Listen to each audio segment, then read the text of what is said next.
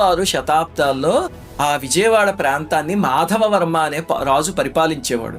ఆయనకి సంతానం లేకపోతే అమ్మవారి కల్లో కనిపించి నాకు ఆలయం నిర్మించు, నీకు సంతానం కలుగుతుంది అని చెప్తే ఇంద్రకీలాద్రి పైన అమ్మవారికి మొట్టమొదటి ఆలయాన్ని మెట్లదారిని నిర్మించిన మహాభక్తుడు. ఆ తర్వాత కుమారుడు పుట్టాడు, పెరిగి పెద్దవాడయ్యాడు, బానే ఉంది.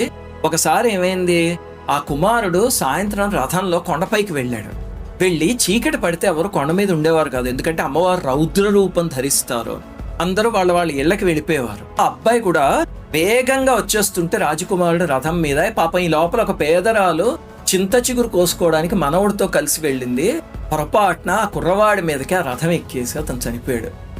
అంతా అమ్మాయి రాజుగారి దగ్గరికి వెళ్ళి ఒక దుర్మార్గుడు నా చంపేసాడు ఇలాగా అని చెప్తే రాజుగారు ఆగ్రహించి ఎవడైనా సరే శిరశ్ఛేదమే శిక్ష అన్నాడు. ఇప్పుడు అందరూ చెప్పారు రాజా చేసింది మీ కుమారుడే అని. కానీ ఆయన ఏమాత్రం